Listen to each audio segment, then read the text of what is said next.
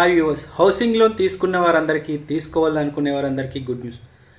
RBI ఈ good న్యూస్ని ప్రకటించింది. సో ఆర్బీఐ తీసుకున్న తాజా నిర్ణయంతో గృహ రుణాల రేట్లు భారీగా తగ్గనున్నాయి.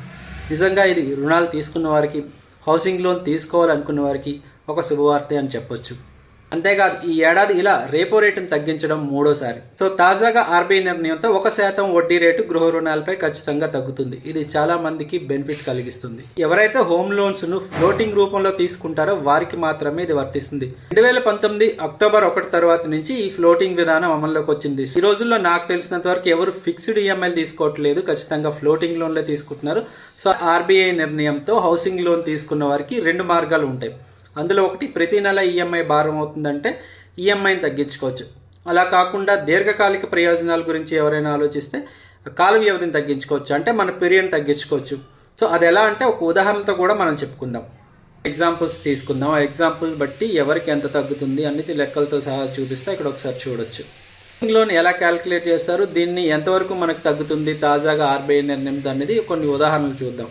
20 ఏళ్ల కాల వ్యవధికి 50 లక్షల రుణం ఎవరైనా తీసుకుంటే వడ్డీ రేటు 8.50 అనుకోండి, అంటే నెలకు 43,391 రూపాయలు చెల్లించాల్సి వస్తుంది. సాధారణంగా హౌసింగ్ లోన్ అనేది ఎక్కువగా లాంగ్ టర్మే తీసుకుంటారు, ఎందుకంటే అది భారీ అమౌంట్ కాబట్టి. అయితే 10 ఏళ్ళు లేదా 15 ఏళ్ళు లేదా 20 ఏళ్ళు ఇలా ఉంటాయి. ఎక్కువ మంది నాకు తెలిసినంత వరకు, నాకు సన్నిహితులు అవ్వచ్చు, ఫ్రెండ్స్ అవ్వచ్చు, ఖచ్చితంగా 20 ఏళ్ళు పెట్టుకున్న వాళ్ళు ఎక్కువ. 50 లక్షల లోన్ తీసుకొని 8.50 ఇంట్రెస్ట్ రేట్తో 20 ఏళ్ల కాలానికి అయితే 50 లక్షలకి 43,391 రూపాయలు కట్టాల్సి వస్తుంది. సో తాజాగా ఆర్బీఐ 3 దఫాల్లో ఈ వడ్డీ రేట్ని సవరించింది. అంటే వారి ఈఎంఐ 40,280కి తగ్గుతుంది.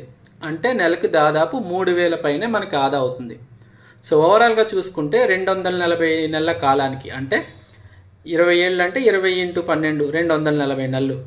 అలాంటి వారికి దీర్ఘకాలంగా మొత్తంగా దాదాపు 7,12,000 రూపాయల మేర వడ్డీ భారం తగ్గుతుంది. సో ఇది ఒక మార్గం.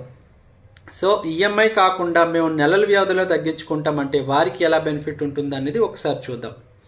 ఒకవేళ స్థిరంగా ఈఎంఐ ఉంచుకొని, అంటే ఈఎంఐ రేట్ తగ్గించుకోకుండా కాల వ్యవధిని తగ్గించుకోవాలి అనుకున్నప్పుడు రుణ చెల్లింపు గడువు దాదాపు 3 సంవత్సరాల వరకు తగ్గుతుంది. అంటే 20 ఏళ్ళు అంటే 240 నెలల కాల వ్యవధికి 50 లక్షల రుణం తీసుకున్నారనుకుంటే తాజాగా ఆర్బీఐ ఊరటతో వారి కాల వ్యవధి 206 నెలలకు తగ్గుతుంది. అంటే దాదాపు 36 నెలలు ఆదా అవుతుంది. సో ఓవరాల్గా చూసుకుంటే వడ్డీ భారం దాదాపు 14,78,000 వరకు తగ్గుతుంది. సో డబల్, ఇక్కడ మీరు ఈఎంఐ తీసుకుంటే 7 లక్షల దాకా తగ్గుతుంది, అదే కాల వ్యవధి తగ్గించుకుంటే 14 లక్షల వరకు తగ్గుతుంది. ఎవరికైనా అవకాశం